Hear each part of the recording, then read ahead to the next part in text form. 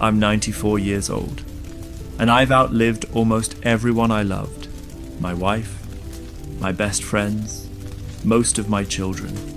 If I could go back in time, I would stop doing these 7 things immediately, because they quietly steal your life, 1 year at a time.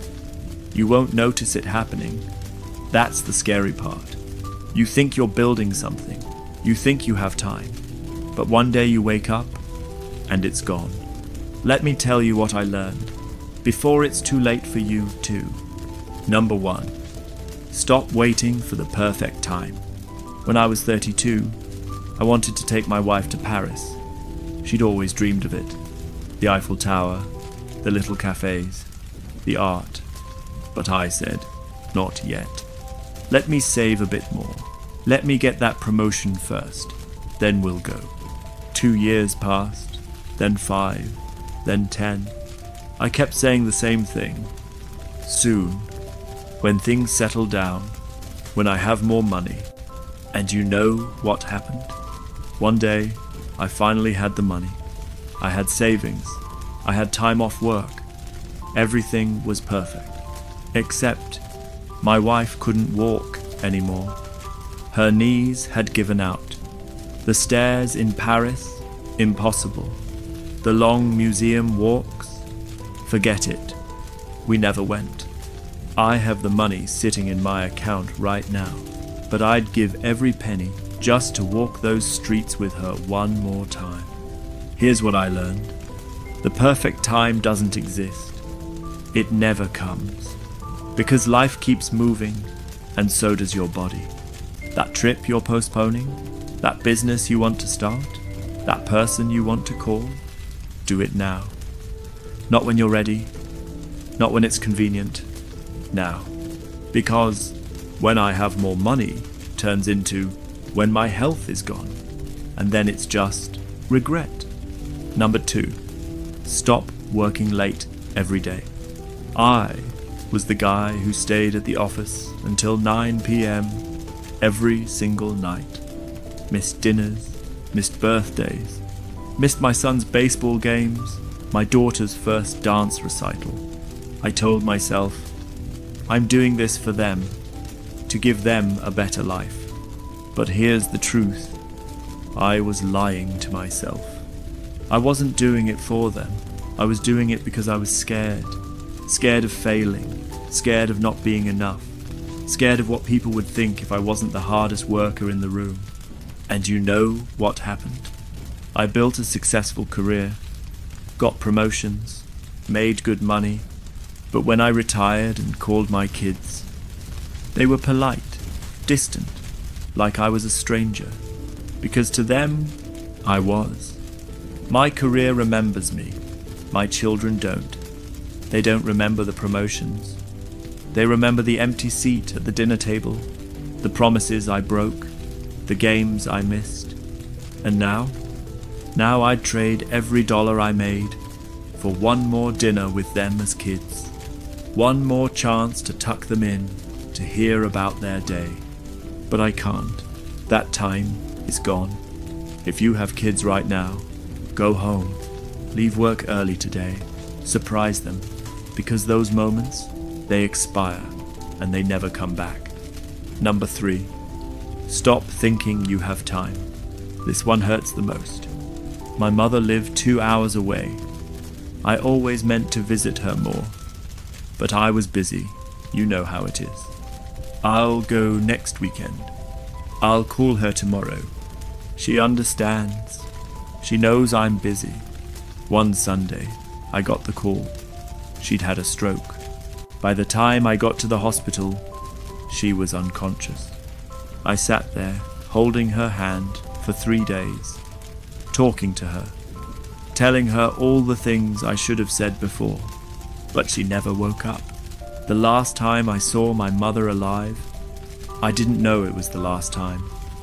I rushed through the visit, checked my phone, said, "Love you, Mom," as I walked out the door, and that was it. If I'd known, God, if I'd known, I would have stayed longer, hugged her tighter, asked her more questions, listened to her stories one more time, but I thought I had time. Here's what nobody tells you. You don't get a warning. There's no alarm that says, this is the last time you'll see this person. It just happens. So, if there's someone you love, call them today. Visit them this weekend. Don't wait for a special occasion, because the most dangerous lie we tell ourselves is, I'll do it later. Later never comes. Number 4. Stop ignoring your health. For 20 years, I felt a little pain in my chest. Nothing major, just uncomfortable. My wife told me to see a doctor. My friends said the same thing, but I didn't listen. I was too busy, too stressed. I'll get it checked next month. I kept pushing through, taking antacids, telling myself it was just heartburn, just stress, until one day I collapsed in my office. Heart disease, advanced. The doctor told me, if you'd come in 5 years ago, we could have fixed this easily. Now, you're looking at serious surgery, and even then, I traded my health for stress, for deadlines, for meetings that don't matter anymore. And now I take 14 pills a day. I can't walk up a flight of stairs without stopping. I can't play with my grandkids. Your body will whisper before it screams. That little ache, that fatigue you ignore, that's your body trying to tell you something. Listen to it, because you can make more money. You can find a new job, but you only get one body. And once it's broken, you can't buy a new one. Number 5. Stop holding grudges. I had a brother, Michael. We were best friends growing up. But when we were in our 40s, we had a stupid argument. I can't even remember what it was about. Money, I think, or maybe something our father said. It doesn't matter. What matters is we stopped talking for 20 years. 20 years. I was too proud to call him, and I guess he was too proud to call me. So we just didn't. I'd think about him sometimes, wonder how he was doing. But I never picked up the phone. And then, one day, I got a call from his wife. Michael had a heart attack. He was gone. I went to his funeral, stood there looking at his casket, and all I could think was, what was I so angry about? Why did I waste 20 years? I can't remember the argument, but I remember the last thing I said to him. It was cruel and angry, and I can never take it back. Pride stole my brother from me. If you're holding a grudge right now, let it go. I'm begging you. Call that person, send that text. Swallow your pride, because one day you won't be able to, and you'll spend the rest of your life wishing you had. Number 6. Stop living for other people's opinions. I spent 40 years trying to impress people. Bought a bigger house because the neighbors had one. Drove a fancy car because my colleagues did. Sent my kids to expensive schools because that's what successful people do. I was so busy keeping up appearances, I forgot to build a real life. And here's the funny part. The people I was trying to impress, they don't even remember me. I saw one of them last year at a reunion. He barely recognized me, shook my hand, said, "Good to see you," and walked away. That's when it hit me. I wasted decades of my life caring what he thought, and he didn't think about me at all. Nobody is thinking about you as much as you think they are. They're too busy worrying about what you think of them. So stop performing. Stop trying to prove yourself. Stop buying things you don't need to impress people you don't like. Just be yourself. Live your life. The people who matter will love you anyway.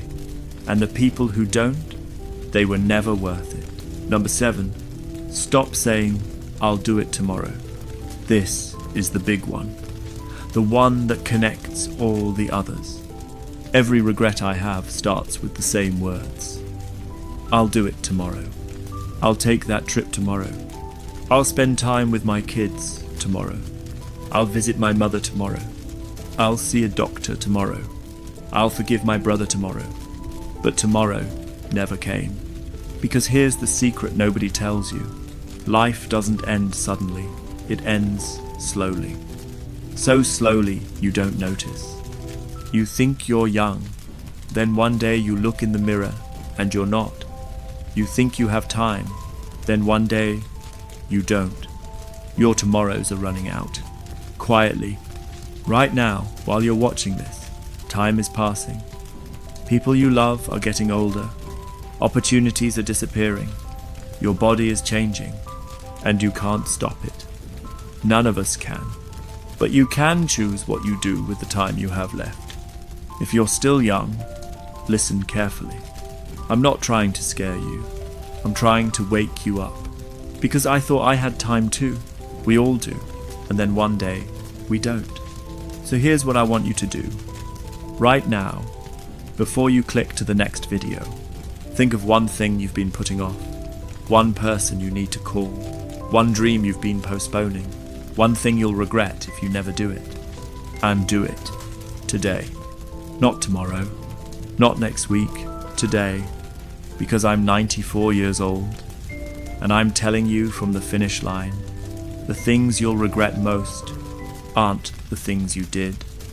They're the things you didn't do. The trips you didn't take. The time you didn't spend. The words you didn't say. Don't make my mistakes. You still have time, but not forever.